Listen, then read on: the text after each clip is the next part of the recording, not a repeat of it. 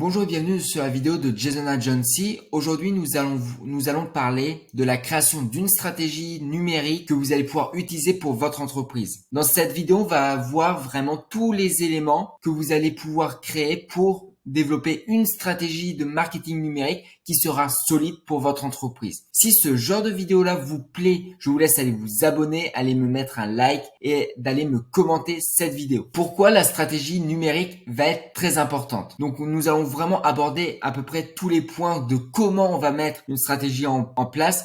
Il y a 5 points à voir. On verra évidemment les 5 points. Qu'est-ce qu'il faudrait faire pour pouvoir avoir encore plus de résultats, et c'est ce qu'on va voir dans cette vidéo. Donc déjà, l'étape 1, ça sera de définir votre client public, votre client cible. Ça, c'est quelque chose qui est vraiment primordial, qui est important. Donc déjà, ça c'est la première étape. Si vous souhaitez faire évidemment de la publicité, ça sera tout de suite beaucoup plus pertinent de mettre ceci en place, de trouver son client. Par exemple, si vous vendez un programme sur la minceur, peut-être ça va être un programme qui va être pour les femmes de plus de 50 ans.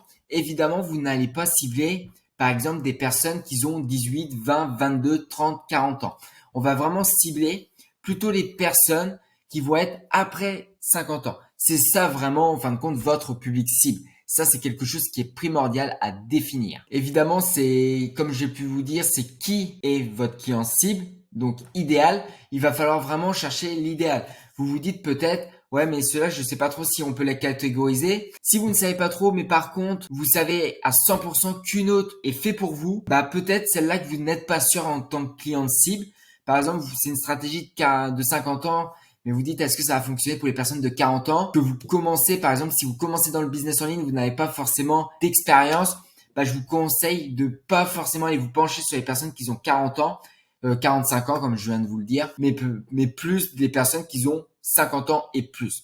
Là, je pense que ça sera plus pertinent et vous n'allez pas dépenser votre argent n'importe comment si vous décidez de faire de la publicité en ligne. Et si vous décidez de faire une stratégie organique, utiliser les réseaux sociaux, par exemple, alors plutôt pour ces personnes-là, ça sera peut-être plutôt quand même Facebook.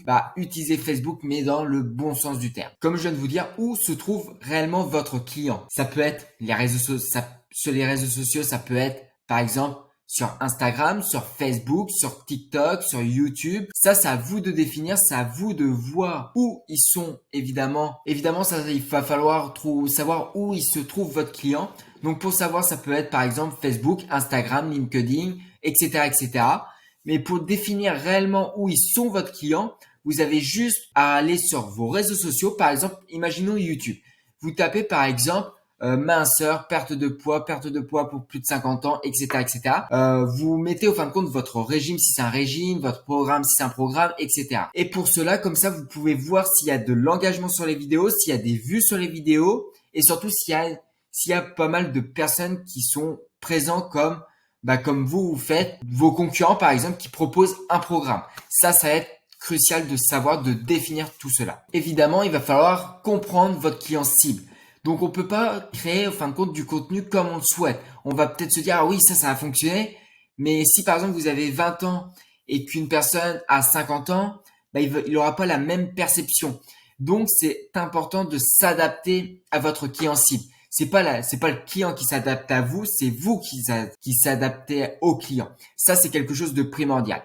Je pense que je vais pas forcément parler beaucoup plus là-dessus parce que, ça reste quelque chose d'évident et assez simple de définir en fin de compte votre public cible, mais c'était quand même important de faire un petit point là-dessus. L'étape 2, ça sera évidemment de définir vos objectifs. C'est qu'est-ce que vous voulez accomplir avec votre stratégie.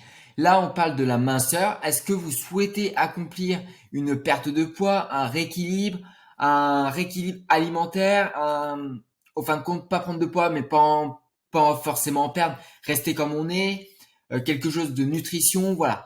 Vraiment définir de ce que vous souhaitez réellement pour vos clients. Quel objectif vous voulez apporter à vos clients?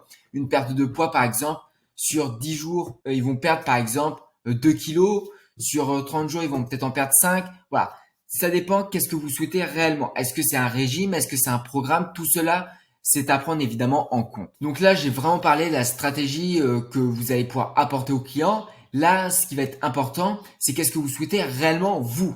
Vous, personnellement, qu'est-ce que vous souhaitez? Est-ce que c'est d'attirer un max de personnes pour qu'ils puissent acheter et en profiter?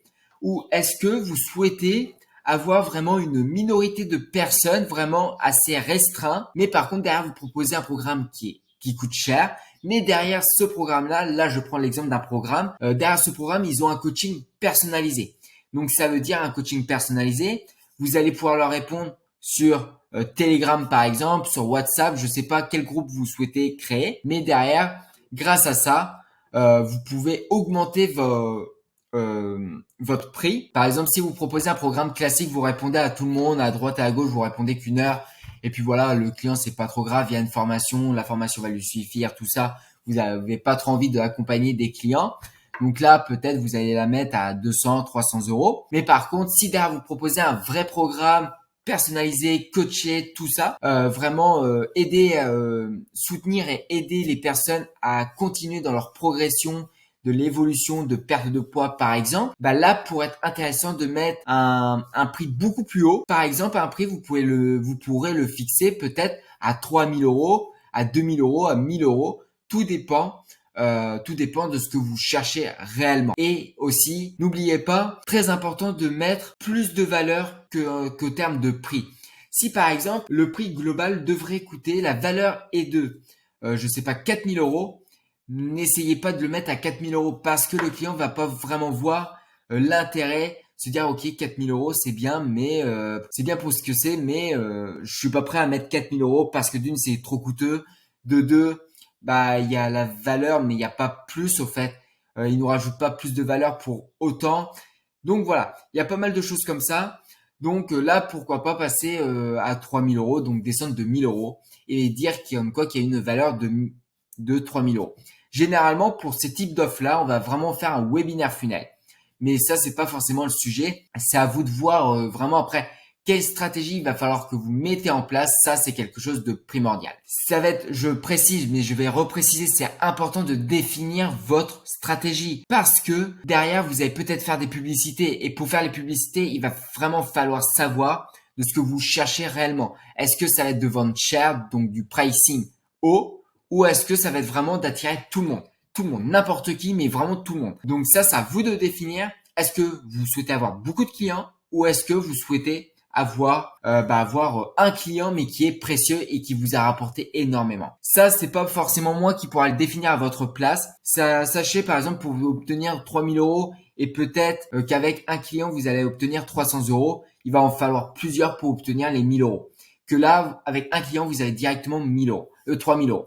Donc, c'est à vous de définir, c'est à vous de voir de qu'est-ce que vous souhaitez réellement mettre en place. Et ça, c'est important de définir ça à l'avance. L'étape 3, ça va être de créer du contenu qui est qualifié. Le contenu est tout simplement, c'est un pilier d'une stratégie de marketing digital.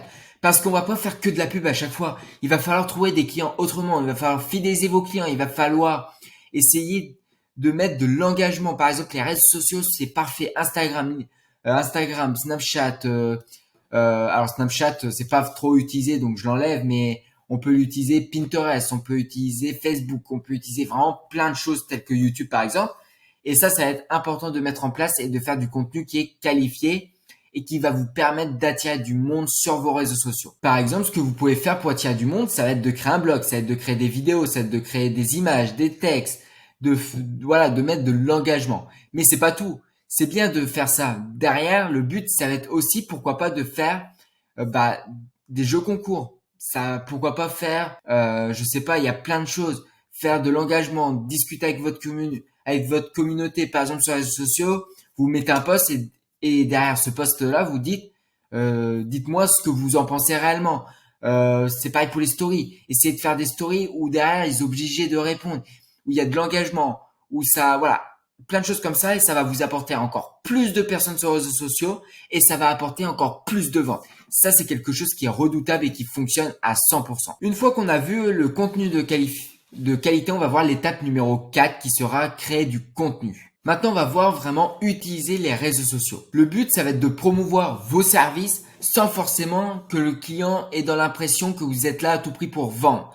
Donc, ça va être, par exemple, une fois par semaine, vous vous dites, bah tiens, une fois par semaine, je vais essayer de tenter de vendre ce que je propose. Par exemple, mon programme minceur.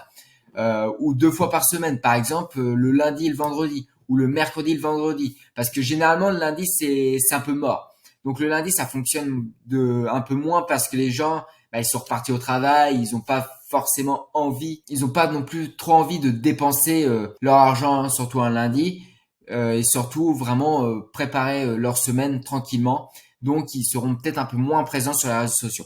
Donc ça c'est quelque chose à prendre en compte. Mais ça va vous servir vraiment à développer votre marque, à développer pourquoi pas la valeur perçue de ce que vous pouvez dégager. Donc voilà, il y a pas mal de choses que c'est important d'avoir des réseaux sociaux et c'est quand même important de pouvoir en parler parce que les réseaux sociaux, c'est pour moi l'avenir. Et on va terminer évidemment par l'étape numéro 5 qui va être le référencement SEO. Donc le référencement SEO, ça va être tout simplement de bien référencer votre tunnel de vente, votre site web si vous avez décidé de préférence de partir sur un site web. Moi, je vous conseille plutôt un tunnel de vente. De pas mal de choses comme ça va être important. Les articles de blog, pareil, il faut que ça soit à tout prix référencé SEO.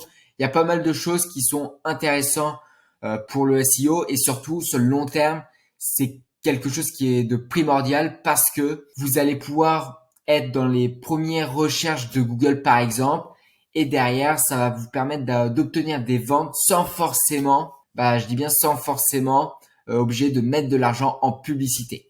Donc voici à peu près ces 5 étapes qui sont cruciales pour obtenir des ventes et obtenir des clients supplémentaires grâce à ces stratégies. Donc j'espère que cette vidéo-là vous aura plu. Sinon, je vous laisse aller cliquer ci-dessous de cette vidéo-là. Vous avez une vidéo de présentation que moi j'ai fait personnellement pour vous aider à développer un business en ligne. Donc je suis là pour vraiment la création de tunnels de vente, la gestion de vos publicités et la gestion de vos réseaux sociaux. Donc voilà, si vous voulez en savoir un peu plus, je vous laisse cliquer sur le lien ci-dessous de cette vidéo-là, de visionner la vidéo et après de réserver un appel avec moi ou avec quelqu'un de mon équipe. Et puis moi, je vous dis ciao.